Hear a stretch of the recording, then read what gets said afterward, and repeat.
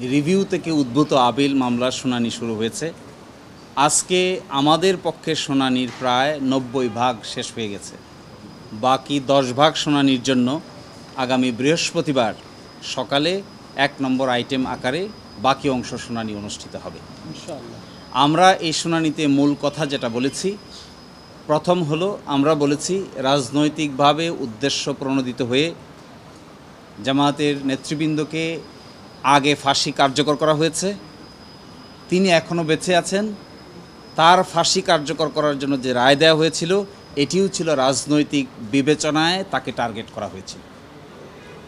কারণ হলো যে একটি ঘটনায় তাকে ফাঁসি দেওয়া হয়েছে, সেই ঘটনায় সাক্ষীরা এসে আদালতে বলছেন যে তারা 3 কিলোমিটার এবং 3.5 কিলোমিটার দূরে থেকে তারা দেখেছেন যে আজহার সাহেব নাকি ঘটনার সঙ্গে জড়িত।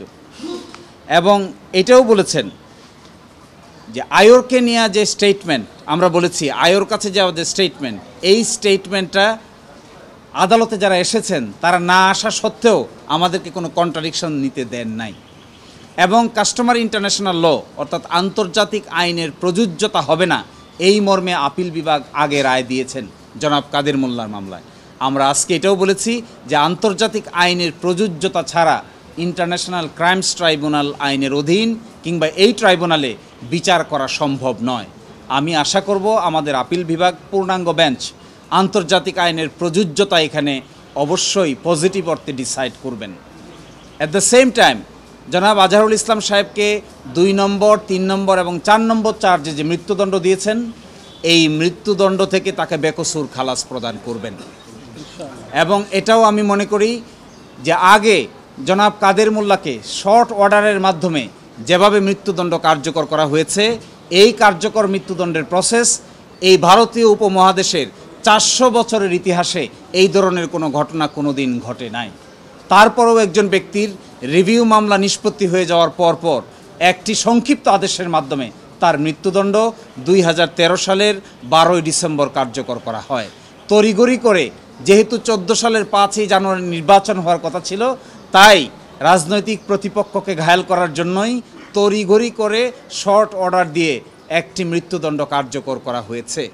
সব কিছু নিয়ে এই প্রশ্ন উঠবেই এবং সব কিছুই আদালতের রায়ের মধ্যে আসবে। অতীতে যাদের ব্যাপারে এই ধরনের অবিচার করা হয়েছে, মৃত্যুদণ্ড কার্যকর করা হয়েছে, কি পদ্ধতিতে কার্যকর করা হয়েছে, কি ফাইন্ডিং দিয়ে কার্যকর করা হয়েছে, সব কিছুর ব্যাপারেই আমরা আজকে সাবমিশন রেখেছি। আমরা আশা করব আমাদের এই উচ্চ আদালতের পূর্ণাঙ্গ বেঞ্চ তাদের রায়ে এই সব কিছুর একটা রিফ্লেকশন থাকবে এবং বাংলাদেশে অতীতের করা এই বিচার ব্যবস্থার একটি সম্মানজনক সমাধান হবে।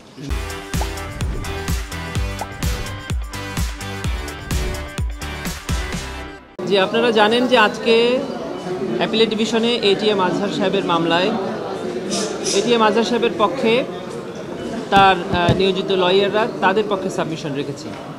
এই মামলায় আপনারা জানেন দুটি পক্ষ, একটি হলো এটিএম আজহারুল ইসলাম বনাম চিফ প্রসিকিউটর। চিফ প্রসিকিউটর অফিসের পক্ষ থেকে আমরা অ্যাপিলেট ডিভিশনে উপস্থিত ছিলাম। আমরা এটিএম আজহার সাহেবের পক্ষের সকল আর্গুমেন্ট শুনেছি, আমরা নোট করেছি, আমরা এগুলাকে আরও চিন্তা করব, গভর্নমেন্টের ইনস্ট্রাকশন নিব, আমরা আরও পর্যালোচনা করব। থার্সডেতে ওনারা যদি শেষ করেন তাহলে আমরা এদিন শুরু করব। ওনারা বেসিকলি 3টা পয়েন্টের উপরেই আর্গুমেন্ট করেছেন। একটি হলো কাস্টমারি ইন্টারন্যাশনাল ল অ্যাপ্লিকেবল হবে কি না। এ ব্যাপারে আমরা ইতিপূর্বেই বলে দিয়েছি যে কাস্টমারি ইন্টারন্যাশনাল ল অ্যাপ্লিকেবল হওয়ার ব্যাপারে প্রসিকিউশনের কোনো দ্বিমত নেই।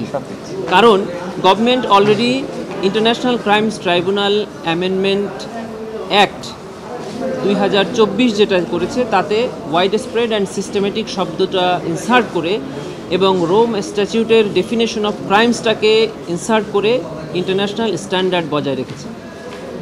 অন্য আরেকটি বিষয় ওনারা বলেছেন, সেটা হলো ম্যালাফাইডি। যে প্রসিকিউশনটা করা হয়েছিল এটিএম আজহার সাহেবের মামলার ক্ষেত্রে, দ্যাট ওয়াজ ম্যালাফাইডি। সে ব্যাপারে ওনারা যেটা বলেছেন, আমরা স্ট্র্যাটেজিক্যালি এবং আরও একটু দেখে শুনে তারপরে আমরা বৃহস্পতিবার ডিসিশন নিব যে আমরা এই ব্যাপারে কী আর্গুমেন্ট করব। আর ফ্যাকচুয়াল আর্গুমেন্টের ব্যাপারে আমাদের বলার কিছু নাই, আমরা ভালো করে দেখব যে আদৌ ওনারা যেটা বলছেন সেটা সঠিক কিনা। এরপরে আমরা বিবেচনা করে বৃহস্পতিবার আমাদের সাবমিশন আমরা রাখব।